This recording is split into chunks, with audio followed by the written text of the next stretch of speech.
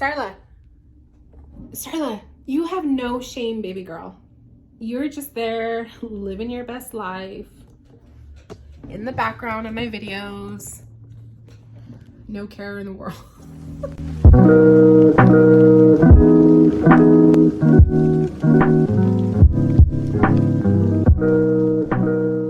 Hi guys, Rachel here, and Starla, she's off in the background. Excuse me, sorry, my voice is a little bit raw because I just finished a mentorship call, and I do a lot of talking, so so here we are doing more talking. But I really wanted to put this video out because I've had this screenshot picture on my phone for at least 2 months now, and I'm like, these poor girls who ask these questions, and I've been meaning to put this video out there for like almost 2 months, so I do apologize to the loves who left these questions in their comments in some of my previous videos. But here we are. So in this episode of Sippin' the Tarot Tea, which my tea today is going to be a glass of ice water. In this episode, we are going to be talking about 2 different questions. So the first question is, how do I know when I'm ready to read tarot professionally? How do I know when my days of studying are over? When can I start charging for readings? Basically, that's the gist of the first question. And then the second question we're going to be answering or talking about is reading for other people who don't know that they're being read for, okay?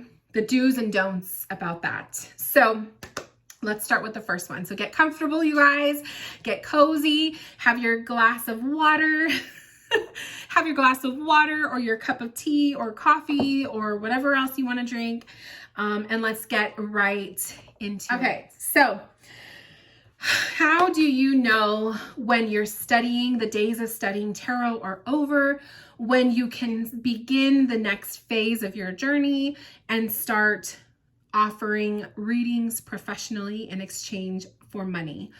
The main answer for this is there is no timeline. There's no timeline, you guys. It's when you personally feel you're ready, okay? Do not let anybody tell you you have to study for a year. You have to do this. You have to do that. Anyone that tells you that you have to do things in a certain time frame, in a certain amount of time, do not take them seriously.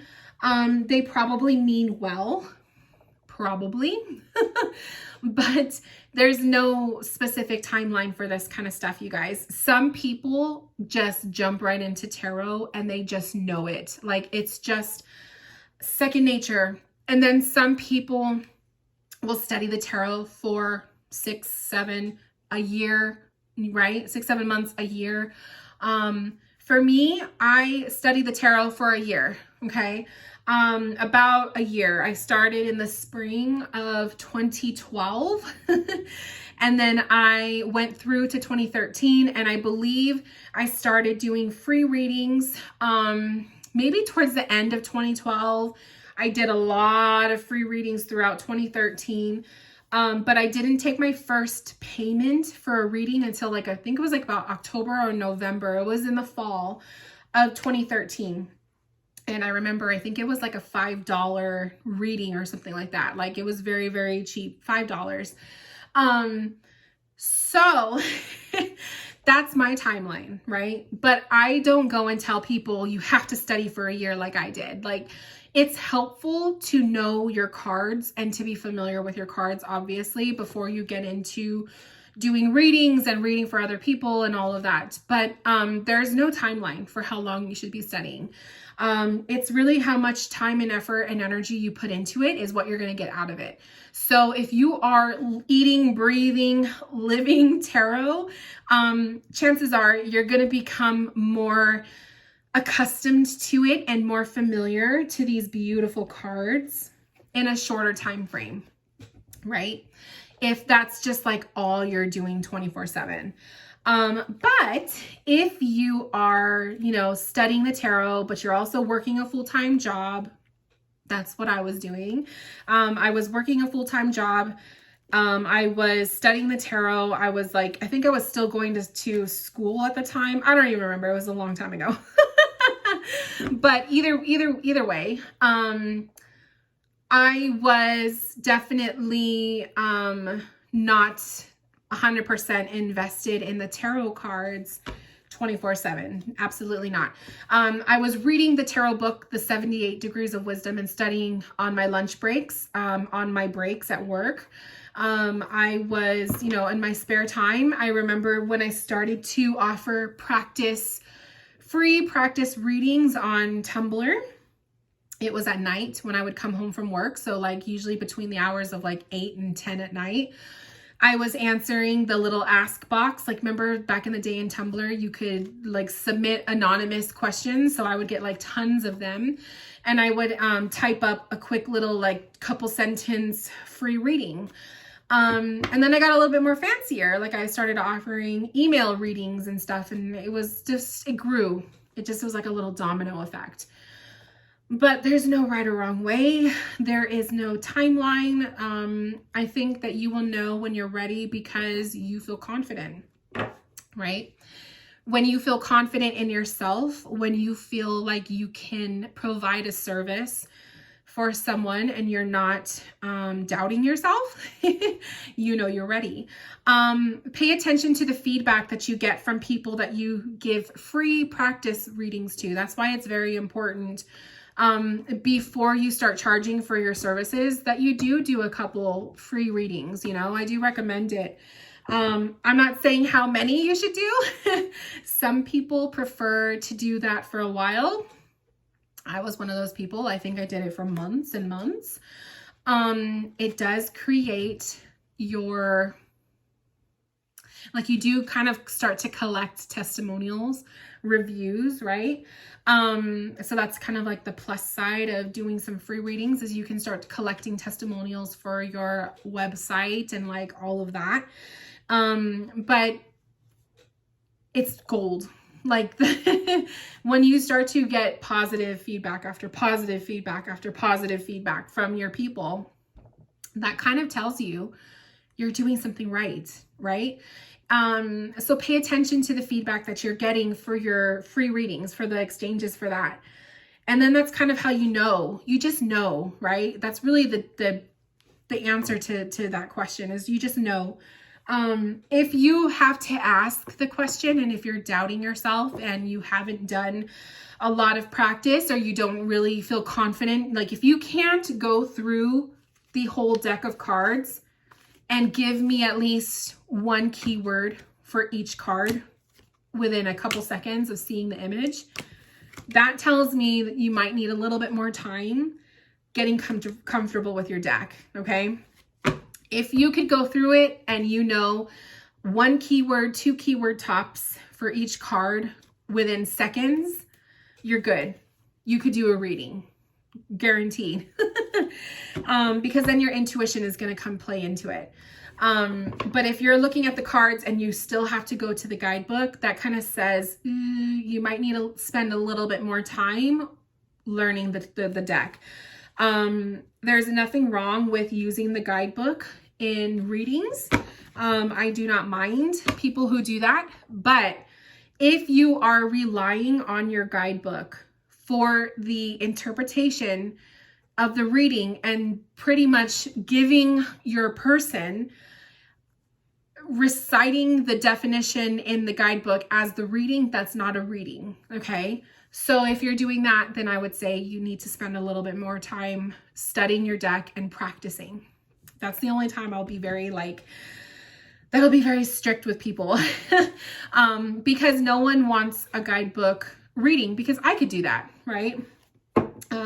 If I'm going to pay someone for a reading, I want them to give me their interpretation. I want it to be psychically coming from them, not the guidebook. Otherwise, I could just go and read the guidebook for myself. So that's kind of my little thing about that. But bottom line, You will know when you know. You will just know when you don't have to ask that question, or when you feel confident to take money from someone and you trust that the service you are providing is worthy of that exchange, you're good to go. Okay? So trust the feedback that you're getting. Trust yourself. And if you feel confident to take money for the service you're providing, I feel like you're good to go. You're all set. And as I say that, it was literally 8:08 on the time thing. It'll probably be different because I'm going to add my little music in the beginning of the video. But yeah, it was 8:08. As I said that, and 8 is the number of abundance. So there you go.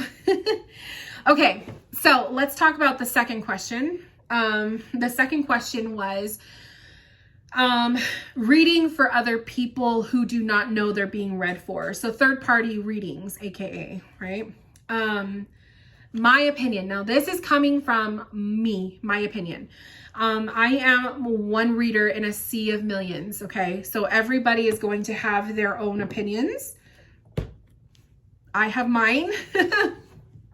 And my opinions on a third party reading is it is safe to not do it. Okay. To an extent. And this is where I'm going to explain myself. So, it's been my experience doing tarot readings for people, and then also with the blend of mediumship when spirit comes through. It has been my experience that even sometimes spirit will put an impression on me to send a message that may not be for the person who is receiving the reading, okay? The message will sometimes be connected to a loved one that that person is connected to. So it's happened where it's like a grandfather energy coming through, and they're giving messages that can go to like all of the children in the family. In that case, I will deliver the message and I leave it up to the person who is receiving the reading to pass that message along to their loved ones if they want to. But I don't really go deeper than that. You know, I will deliver the message from spirit, but I'm not going to tell them, and spirit wants you to tell this person and this person. I don't do that because those people are not present. So I have to honor that, right? We as human beings have free will. We have the ability to say what we want and what we don't want. And if a person is not present in front of me to tell me if they want me to read their cards or not, I will not dive in. I will not. I won't. It's happened in tarot readings with clients where it's usually the relationship readings where in a relationship reading, you know, the ex will pop up in the cards. I mean, I can't help it. Like the tarot cards are so detailed, right? So let's say I'm doing a relationship reading for my client, and then like the ex will come through in the cards, and you know, so I'll just be like, oh, I'm seeing like, the King of Cups. I feel like this card represents the ex, blah, blah, blah, blah, blah. And if it's usually validated, right? So I'll go to that extent. Well, I'll bring that up. I'll say, okay, well, this person is coming up in this reading for this reason. This is what I'm feeling, blah, blah, blah, blah, blah. But the difference is I am not going to go in and dissect the ex, you know? I'm not going to be like, okay, let me pull cards about their life and their future and their past. I don't do that. Why? Because they're not here. They are not in front of me to give me permission, right? So the farthest I will go with reading for somebody who is not present is acknowledging that they came through in the cards and reading the energy of the situation from the person's perspective that I'm reading for. Does that make sense? So if I'm, let's say for you guys watching this video, let's say for example, it was your reading, right? And it was your ex coming through. And let's say you wanted to, you know, let's say we're reading about your past, and the ex obviously makes an appearance in the reading. You know, I will do an energy reading of the past relationship from your perspective. So it's like, okay, let's do an energy reading of your past relationship from your perspective, because I'm reading you. So I'll do that, but I'm not going to say, okay, let's pull cards on your ex and see where did they fuck up in their past. How will I know? How will you be able to validate those things if you didn't even exist in this person's life before that, right? So it's just not right. It's not right to do that. So that's one thing. I always say you got to be careful with how deep you dig in your readings with people who are not present, because that stuff will come back. Okay, I'm a believer of that energy will come back to you. So if you're reading for someone without their permission, you better be ready for the same thing to happen to you.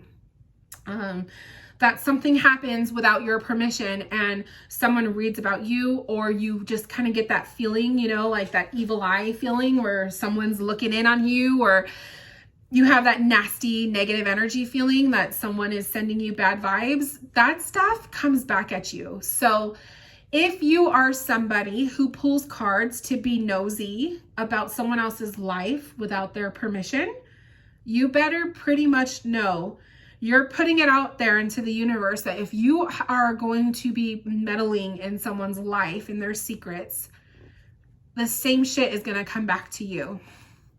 So if you find yourself constantly needing to run for the evil eye, constantly needing a cleanse because you feel like you have all this nasty energy around you, and you know your ass is that person that is like digging into someone's life without their permission, you brought it on yourself, my love. So that's what I got to say about that. And I'm sure some people will watch this and they won't like what I said, but it's the truth. People who need to constantly use the evil eye are probably people who are constantly being up in people's business when they don't need to be. I'm just going to say it. Because I've used the evil eye many times for myself. And I'll be honest, you know, in the past I have done that. I have been sneaky to look in on someone or the energy of someone's life. I've done it. I will admit it.